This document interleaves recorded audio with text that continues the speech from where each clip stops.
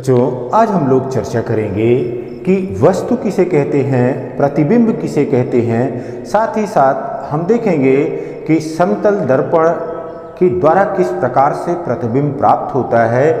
यदि कोई वस्तु पॉइंट ऑब्जेक्ट के रूप में है, बिंदु वस्तु है, तो उसका प्रतिबिंब किस प्रकार से प्राप्त होता है। यदि कोई एक्सटेंडेड ऑब्जेक्ट है या कोई बड़ी वस्तु है तो उसका प्रतिबिंब किस प्रकार से प्राप्त होता है।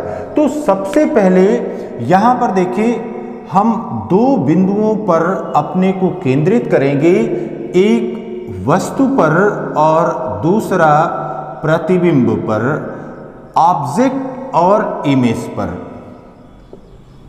Object and image. अब यहां पर देखिए बेटा कि जब हम वस्तु की बात करते हैं, यहां पर प्रकाश के संदर्भ में जब वस्तु की बात करते हैं तो उसका विशेष अर्थ होता है। अब यहां पर क्या विशेष अर्थ है वस्तु का? एनीथिंग, कुछ भी ऐसा जो प्रकाश उत्सर्जित कर रहा हो अथवा जिससे रिफ्लेक्ट होकर के प्रकाश प्राप्त हो रहा हो, उन्हें हम वस्तु के रूप में परिभाषित करते हैं। तो यहाँ पर अब वस्तु कितने प्रकार की हो गई? हमने कहा कि एक बिंदु वस्तु है। अगर छोटी वस्तु है तो उसे हम बिंदु वस्तु कहते हैं या पॉइंट ऑब्जेक्ट कहते हैं। ठीक, फिर यहाँ पर बड़ी वस्तु हो सकती है, और बड़ी वस्तु क्या हो सकती है? Extended object. ठीक, तो यहाँ पर बिंदु वस्तु और बड़ी वस्तु दो प्रकार की वस्तुओं की चर्चा यहाँ पर करेंगे और इन्हीं दोनों के प्रतिबिंब को देखेंगे कि किस प्रकार से प्रतिबिंब हमको प्राप्त होता है। तो हमने कहा कि कोई भी निकाय, कोई भी वस्तु या कोई भी पदार्थ जो स्वयं प्रकाश उत्सर्जित करता हो या जिससे परावर्तित होकर के प्रकाश प्राप्त होता हो, ऐसी चीजों को हम यहाँ पर वस्तु के संदर्भ में परिभाषित करते हैं। तो यहाँ पर अब यह बात हो गई कि एनीथिंग विच इमिट लाइट, वह प्रकाश उत्सर्जित करे।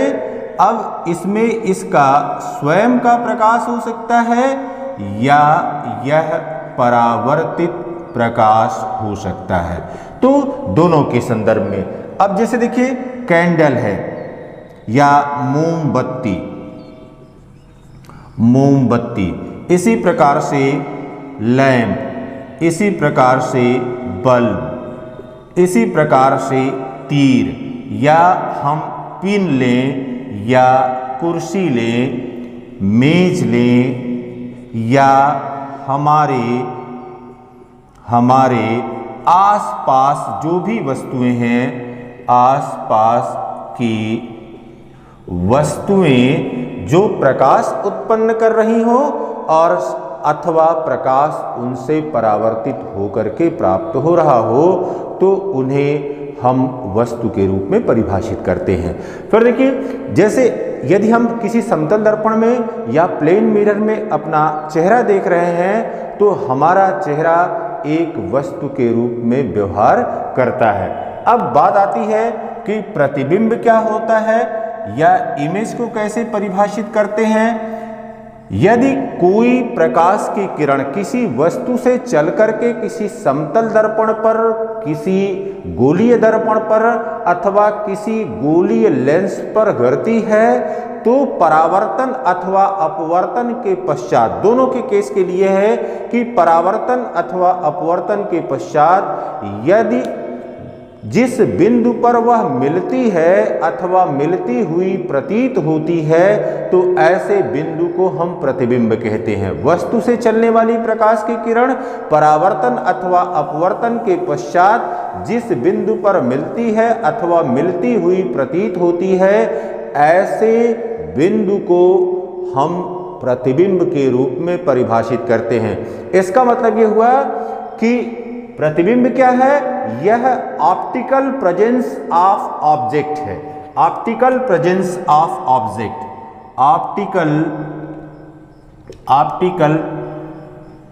प्रेजेंस ऑफ ऑब्जेक्ट, किसी वस्तु की प्रकाशीय उपस्थिति को हम प्रतिबिंब कहते हैं। जैसे आपने देखा होगा कि सिनेमा हॉल में जो प्रोजेक्टर से फिल्म दिखाई जाती है पर्दे पर, तो वहां पर्दे पर जो कुछ भी आपको दिखाई दे रहा है वह प्रतिबिंब के रूप में होता है। इसी प्रकार से दर्पण में आप चेहरा देखते हैं, उसमें जो आपका चेहरा दिखाई दे रहा है दर्पण में वह प्रतिबिंब के रूप में होता है। इसी प्रकार से अवतल दर्पण अथवा उत्तल दर्पण के संदर्भ में जो कुछ परावर्तन के पश्चात प्रकाश की किरण मिलती है अथवा मिलती हुई प्रतीत होती है वह भी एक इमेज के रूप में होता है। तो ये बात आपको समझ में आ गई होगी कि प्रतिबिंब क्या होता है, इमेज क्या होता है। Image is the optical presence of any object, या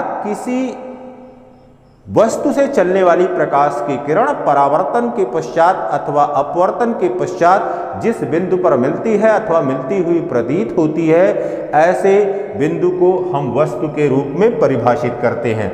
अब यहाँ पर देखिए, जब हम प्रतिबिंब की बात करते हैं तो प्रतिबिंब को हम दो कैटेगरी में विभाजित कर सकते हैं कि प्रतिबिंब क्या होता है। यह प्रतिबिंब वास्तविक हो सकता है, यह वास्तविक प्रतिबिंब हो सकता है, और यहाँ पर आभासी प्रतिबिंब हो सकता है। तो इसको हम रियल इमेज कहते हैं, और वर्चुअल इमेज। तो अब यहां पर देखिए बेटा, वास्तविक प्रतिबिंब क्या होता है। वास्तविक प्रतिबिंब को हम पर्दे पर प्राप्त कर सकते हैं। जो भी कोई वास्तविक प्रतिबिंब होगा या रियल इमेज होगी उसे हम पर्दे पर प्राप्त कर सकते हैं। लेकिन अगर प्रतिबिंब आभासी होगा तो इसे पर्दे पर प्राप्त नहीं कर सकते हैं, इसे पर्दे पर नहीं प्राप्त किया जा सकता है। फिर देखिए, वास्तविक प्रतिबिंब होगा तो परावर्तन अथवा अपवर्तन के पश्चात प्रकाश की किरण वास्तव में एक दूसरे से मिलती हैं या एक दूसरे को काटती हैं। तो इस दशा में क्या होगा, परावर्तन अथवा अपवर्तन के पश्चात प्रकाश किरणें वास्तव में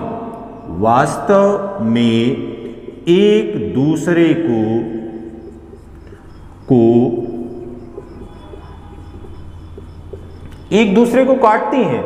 लेकिन यहां पर क्या होगा, यहां पर यह काटती हुई प्रतीत होती हैं। अब काटती हुई क्यों प्रतीत होती हैं? प्रकाश किरणों को आगे अथवा पीछे बढ़ाने पर यह कहीं मिलती हुई प्रतीत होती हैं, वास्तविक रूप से यह मिलती नहीं है। अब यहाँ पर देखिए, वास्तविक प्रतिबिंब हमको किस संदर्भ में प्राप्त होता है, जब हम अवतल दर्पण की बात करते हैं या उत्तल लेंस की बात करते हैं, तो इसमें सामान्यतः वास्तविक प्रतिबिंब हमको प्राप्त होता है। लेकिन यहां पर देखिए, हमको आभासी प्रतिबिंब कहां मिलता है या हमको वर्चुअल इमेज कहां पर प्राप्त होती है। वर्चुअल इमेज हमको प्राप्त होती है समतल दर्पण के संदर्भ में। जब समतल दर्पण की बात करते हैं या हम बात करते हैं उत्तल दर्पण की बात करते हैं, या कुछ विशेष परिस्थितियों में जब हम अवतल लेंस की बात करते हैं, तो इन दशाओं में हमको आभासी प्रतिबिंब प्राप्त होता है। अब देखिएगा, अगर प्रतिबिंब वास्तविक प्रतिबिंब होता है तो यह कैसा प्रतिबिंब होता है, यह उल्टा प्रतिबिंब प्राप्त होता है। अगर प्रतिबिंब वास्तविक होता है तो उल्टा होता है, अगर प्रतिबिंब आभासी होता है तो यह किस प्रकार का प्रतिबिंब प्राप्त होता है, यह हमको सीधा प्रतिबिंब या इरेक्ट इमेज मिलता है, इरेक्ट इमेज प्राप्त होती है। लेकिन यहां पर इन्वर्टेड इमेज के रूप में हमको यह प्राप्त होता है। तो वास्तविक प्रतिबिंब और आभासी प्रतिबिंब या रियल इमेज और वर्चुअल इमेज के बीच में अंतर आपको स्पष्ट होना चाहिए।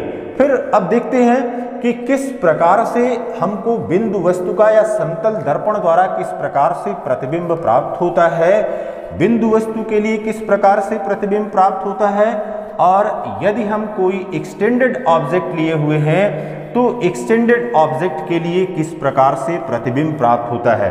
तो समतल दर्पण द्वारा प्रतिबिंब का बनना, समतल दर्पण द्वारा प्रतिबिंब का बनना।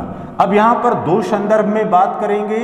सबसे पहले हम बात करेंगे बिंदु वस्तु के लिए। बिंदु वस्तु या अगर पॉइंट ऑब्जेक्ट है तो इसकी इमेज हमको कैसे प्राप्त होगी। फिर दूसरी बात आती है कि यदि एक्सटेंडेड ऑब्जेक्ट होगा, बड़ी वस्तु का या एक्सटेंडेड ऑब्जेक्ट अगर कोई होगा तो एक्सटेंडेड ऑब्जेक्ट का किस प्रकार से हमको प्रतिबिंब प्राप्त होता है। अब यहां पर सबसे पहले देखिए, छोटी वस्तु का या बिंदु वस्तु का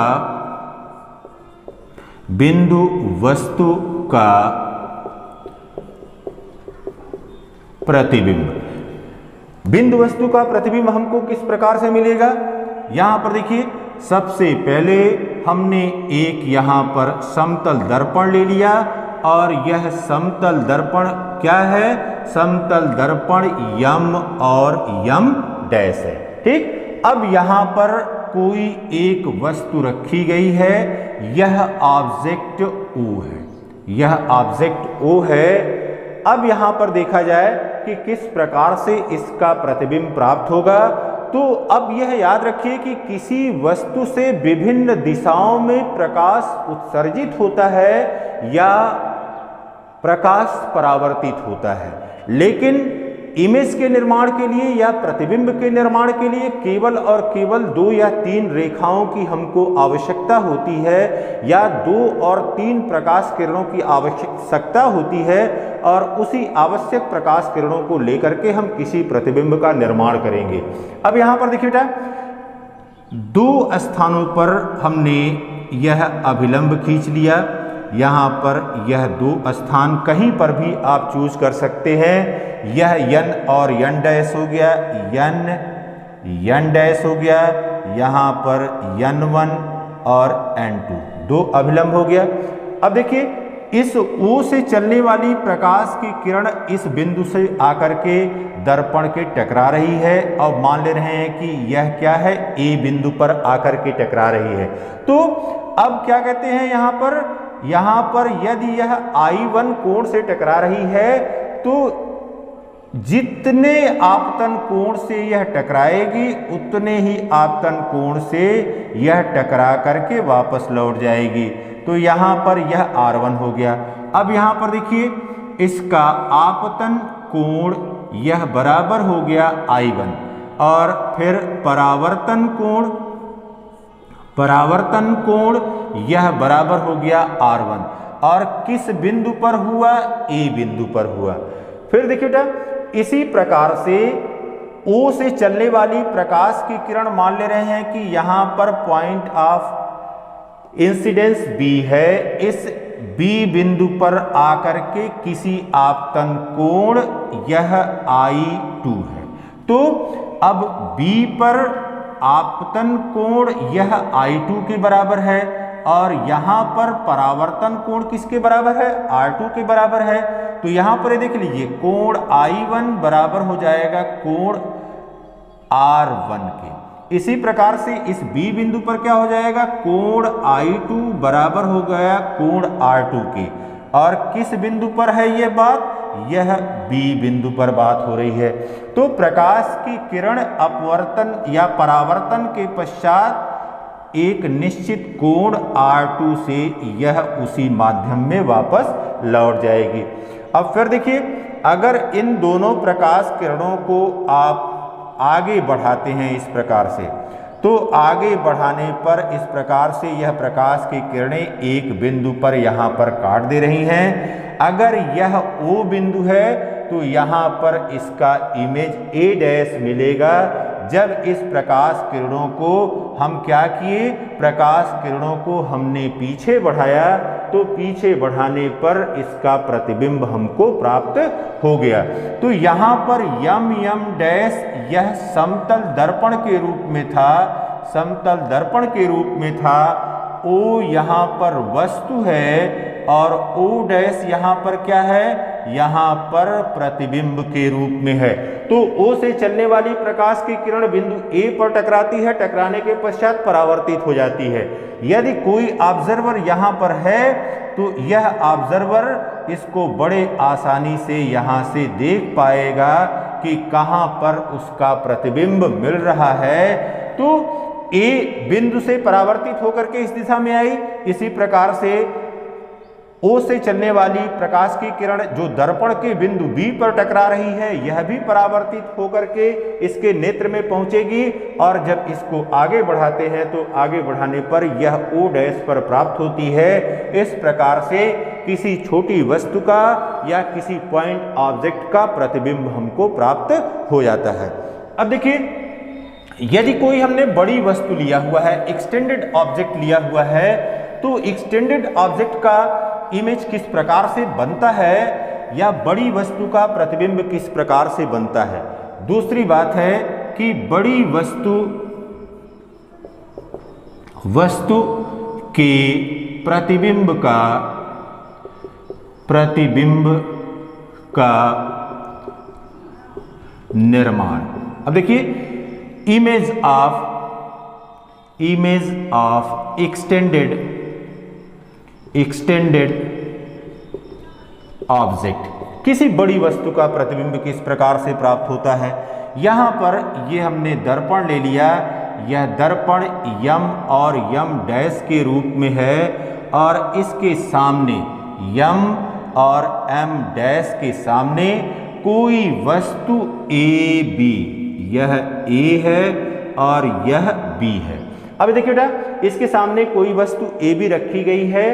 अब ये ध्यान दीजिए आप कि केवल A बिंदु और B बिंदु के संदर्भ में हम चित्र बनाएंगे, लेकिन इसके बीच में भी जितने बिंदु हैं उन सभी बिंदुओं से प्रकाश किरणों का परावर्तन होगा और तब जाकर के पूरा प्रतिबिंब बनता है। लेकिन यहाँ पर प्रतिबिंब को समझने के लिए केवल A बिंदु और B बिंदु से चलने वाली प्रकाश किरणों की हमने बात करते हैं। जैसे देखिए, अब यहाँ से A बिंदु से वह प्रकाश की किरण जो कि लंबवत आपतित होगी, यह प्रकाश की किरण लंबवत आपतित हो रही है, जिस मार्ग से जाएगी उसी मार्ग पर वापस लौट आएगी, क्योंकि आपको पता है कि अभिलंबवत गिरने वाली प्रकाश की किरण जिस मार्ग से जाती है उसी मार्ग से वापस लौट आती है।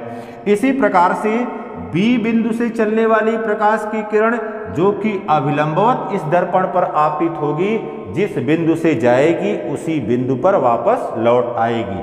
अब देखिए बेटा, यहाँ पर अन्य कोई बिंदु यहाँ पर N और N' के रूप में और दूसरा बिंदु यहाँ पर N1 और N1' के रूप में ले रहे हैं।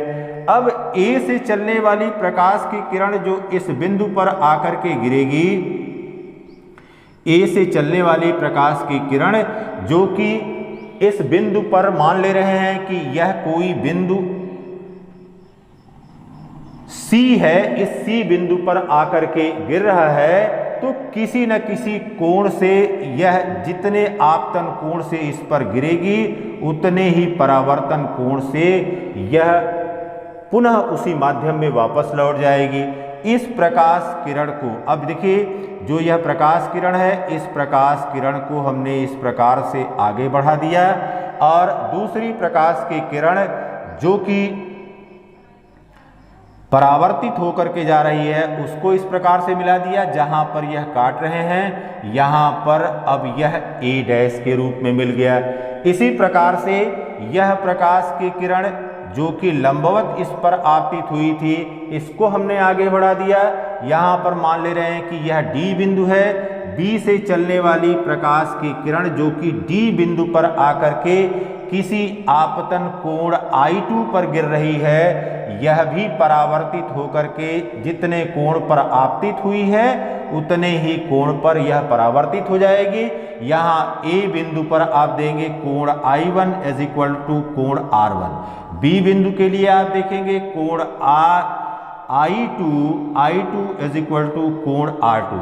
जब इसको आप पीछे बढ़ाएंगे तो यह पीछे बढ़ाने पर भी एक बिंदु पर काट देगी और यहाँ पर हो जाएगा B'। इस प्रकार से यह A' और B' हमको इमेज के रूप में या प्रतिबिंब के रूप में प्राप्त हो जाएगा। तो यम और यम' यह समतल दर्पण है, समतल दर्पण है। A और B यह कोई वस्तु है, A' और B' यह इसका प्रतिबिंब हमको प्राप्त हो गया। अब ये देखिए समतल दर्पण के संदर्भ में जब बात कर रहे हैं तो अब आपने क्या याद रखना है कि समतल दर्पण के संदर्भ में प्रतिबिंब दर्पण के सामने जितनी दूरी पर रखा होगा उसका प्रतिबिंब भी दर्पण के पीछे उतनी ही दूरी पर बनेगा। यदि कोई व्यक्ति इस दर्पण के सामने 2 मीटर की दूरी पर खड़ा होगा तो प्रतिबिंब भी कितनी दूरी पर बनेगा, 2 मीटर की दूरी पर बनेगा। तो पहली बात यहां पर समझ में आ गई कि दर्पण से पहले कोई भी वस्तु जितनी दूरी पर रखी होगी दर्पण के ठीक पीछे प्रतिबिंब भी उतनी ही दूरी पर बनेगा और वस्तु जितनी बड़ी होगी प्रतिबिंब भी उतना बड़ा होगा।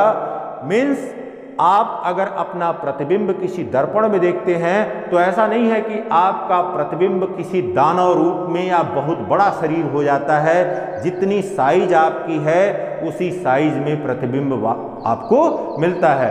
तो वस्तु जितनी बड़ी होती है प्रतिबिंब भी उतना बड़ा ही हमको प्राप्त होगा। Have a nice day.